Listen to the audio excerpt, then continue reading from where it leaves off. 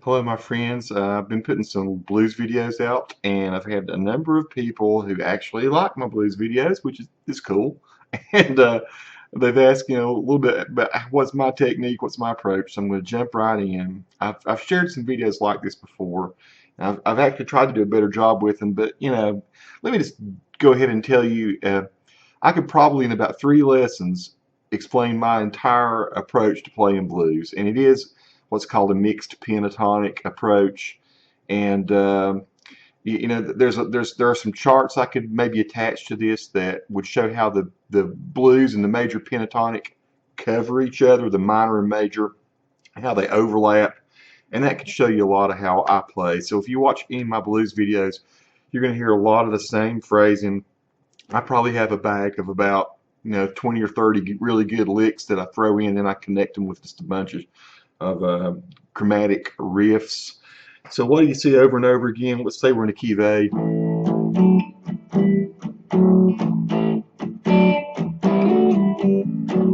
Yeah, you hear this kind of thing a lot in blues, 12-bar blues. Well, of course, everyone gravitates toward that E type bar chord. You got the bar chord here, which is like your E up top. And visually, I guess most of us want to kind of start there. So let me just start there too. I have to say this, I try to sometimes avoid that because I get so cliched when I get into that area of the neck. But I try to mix it up a little bit. So what you've got your blues pentatonic, which everyone is familiar with. If you don't know what that is, I'm not going to belabor the point. You can go look it up. The blues pentatonic is just 4-1-4-1-3-1-3-1-4-1 riff that covers right here. You also then have your major pentatonic, which is there as well, which is like say you're playing this regular old A country song, which is going to be okay. So real quickly, you can see that those notes together are on here. And if you throw the blue note in, which is the flatted third, and you'll hear that all the time in blues, like if you're playing what you call your blues scale, your traditional blues scale, you're going to throw this flatted third in. It's here as well. So it's you overlap the both of these, and you end up with some kind of interesting stuff. You end up with a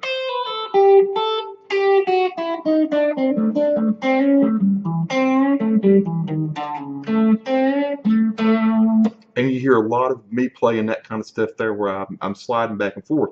And since I know I got the blue note here, the third flatted third, and I got this note here, then I know that this note here works in the major pentatonic. A lot of times you hear me do stuff like this. Those are notes that are in both scales. If you forgive the faces I make when I do videos like this. So, a lot of times, a lot of us tend to do this thing here. So to change it up a lot of times, I'll start with that sixth here instead, like a.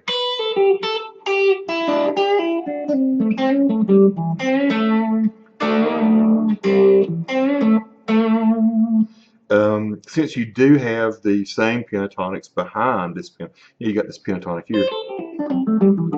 You got the same pentatonic right back here too, the same blues pentatonic.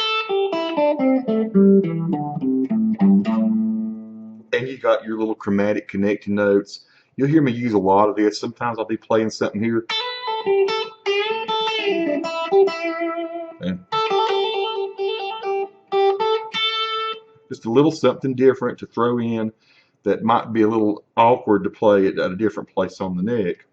And you'll also hear me starting a lot of times from a place that's like a chromatic spot above here, since we have this pentatonic, and you have these notes here. And you can slide down real easy. Maybe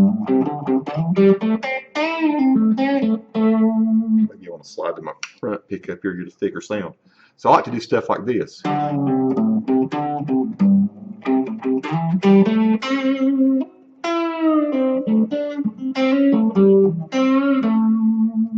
playing real great tonight.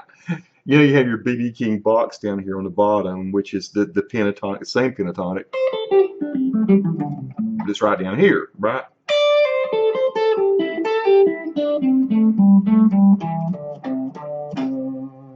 And then you have the notes that kind of are the better filler notes all there. So what's interesting to see, if you start from this little pentatonic, from this position, which is the 7th fret, you start to realize right quick you've got your blue note right behind this, right? I'm trying to give you a tonal chord there to keep the tones in mind. So you got that kind of thing you can play around with, and you got this cool note here, which is a very cool blues sounding note. Now you have to forgive me. I don't know always what tone I'm hitting when I'm playing these notes. I don't try to pretend that I just know what sounds good. I've played around enough that I know what sounds kind of good. So and you watch enough players to know that sounds pretty sweet. I mean, you hear me backing up on a lot of notes, using some chromatic stuff like.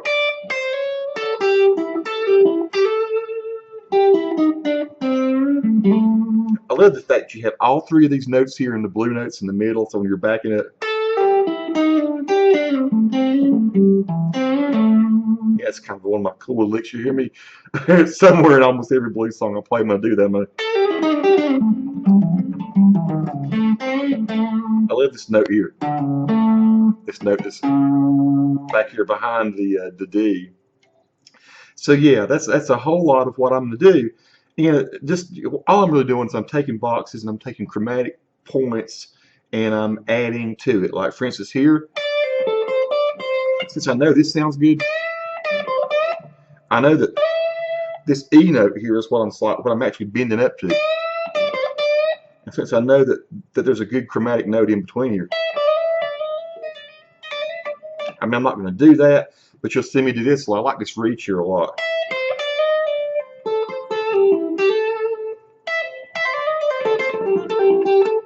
You string this kind of stuff together, and it starts to sound really good when you go like backward and upward across the neck. So like you might even do something like this.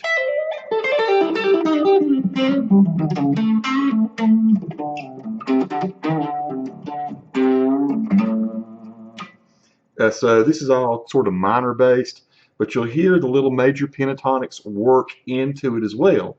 A song like, since I grew up listening to a lot of Southern boogie, stuff like I Know a Little, you know, I like to play it back here. So I used to play it. I used to be really slick on that.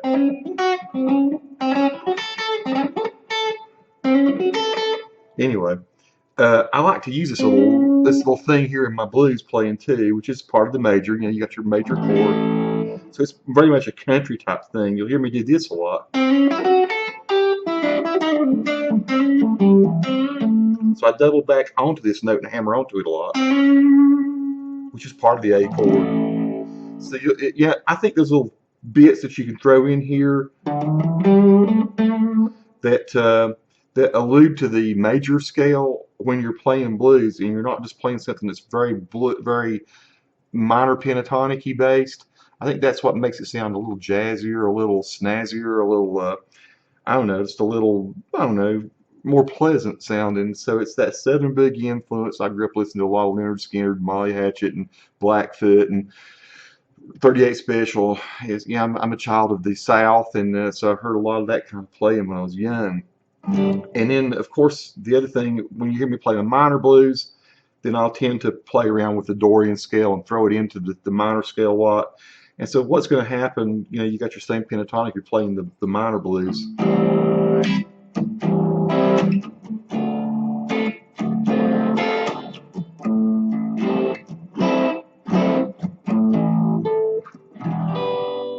And so you're going to hear me play this note a lot. And so you have this note here too. Your Dorian notes.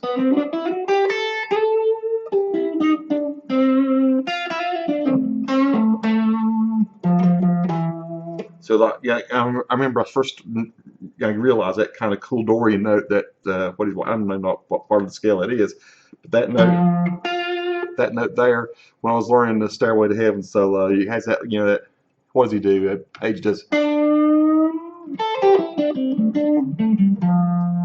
And you know, instead of being that note there that you hit all the time in your blues scale, that ends up there.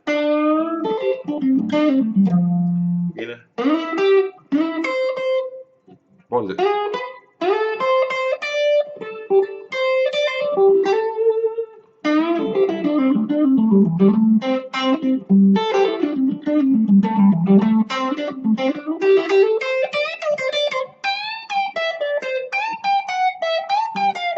It's been a long time since I played that one, folks, but I learned a lot from playing that. A lot of times when I'm playing my minor blues and stuff as well, depending on what key I'm in, I play a lot of Mark Knopfler type stuff, and Mark plays it with his fingers. I still play it with a pick. So I learned, I think I probably learned about a tenth of what I know about playing lead guitar from learning Sultan's of Swing, which is based around the chords, you know, like your D minor.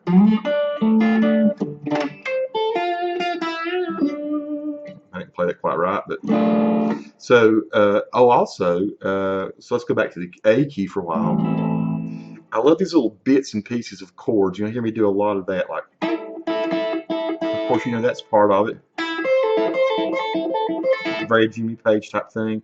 A lot of like a ZZ Top type thing that I always liked, since you got that pentatonic here. You know, stuff like this. So I'll take those first two notes there of the little riff like that. I just do it this way.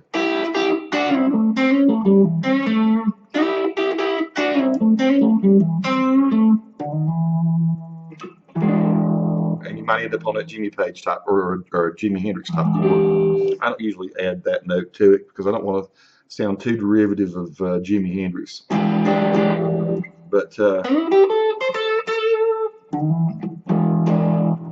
and I do try to know where my chords are. Another if I'm whether it's minor blues or whether it's regular old, you know, just typical blues, 12-bar blues.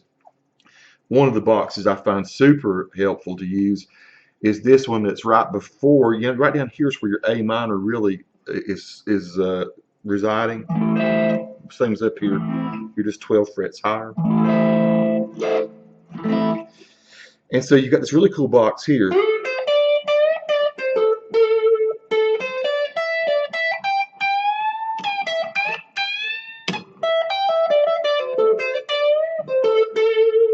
And you know, you can play around the other notes that are there as well. And so I do, but I love this right back here behind it, where you have these three strings, this string, this string, and this string, where you just got this kind of deal.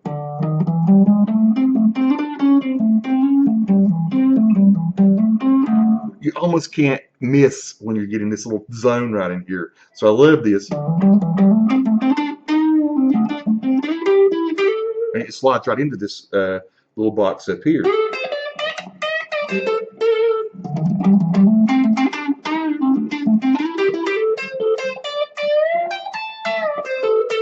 Again, this is kind of this little thing here. I do this a lot.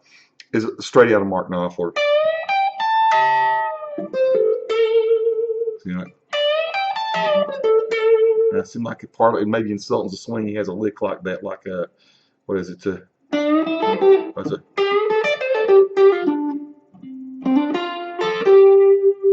And there's one place where he does it.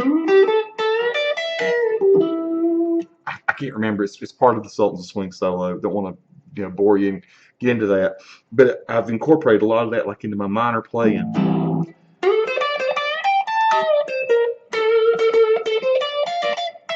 I'm pretty screwing up now. When I think about what I'm playing, I can't play it as well. So it's odd. It's like I almost have to.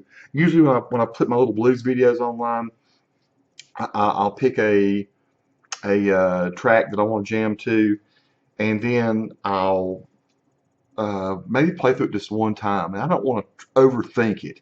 I just want to get the groove and get the feel. And then I'll start the cameras rolling.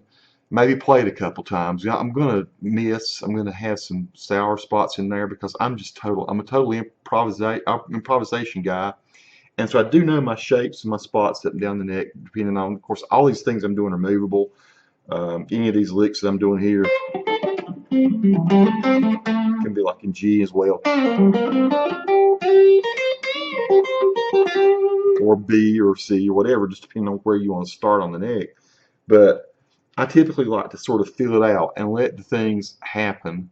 And I use the knowledge I've got, but then I try to push myself outside of even that knowledge and go to some spots that I maybe feel a little uncomfortable. And sometimes really cool things come out of that, because at some point your sense, your intuition, I think, takes over. So I'm not a great guitar player, and I appreciate that some people like what I do. Here in 15 minutes, I've told you a lot of what I do, a lot of my approach. But again, there's a certain soul and vibe there that certain people like, and I appreciate that they do. Thanks for watching. I hope this has helped. I can sit here and go over my bag of licks. Maybe that's something else I do. So what I'm showing you here is just how I connect riffs, or how I connect improvisational parts. Everyone has the licks that they like, and maybe that's the next thing I talk about, are licks that I really tend to move to.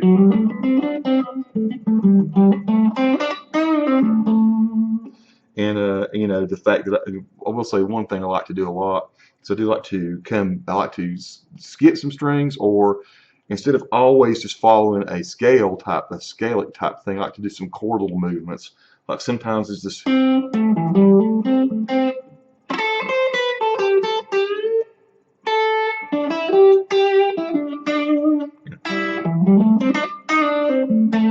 So you see, I'm not always going in a real linear way up and down the neck. Sometimes I will hop across some strings.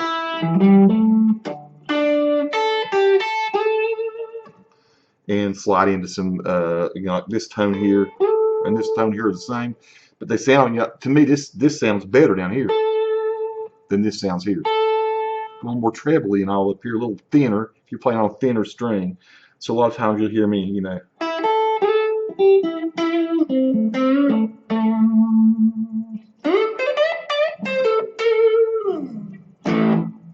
That's it, folks. That's at least how I connect pentatonics, mixed pentatonics.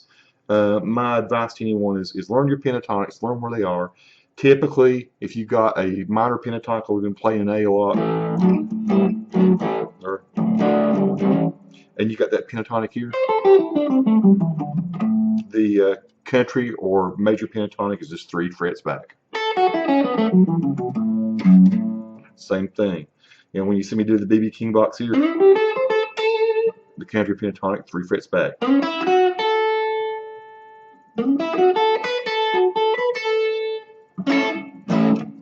And so that's how visually I put them together.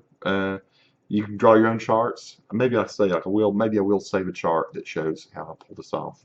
Peace to everyone for watching. Those of you out in guitar land, there are many of you more talented than me, but maybe this has helped you put a bit or piece together that you've not considered before.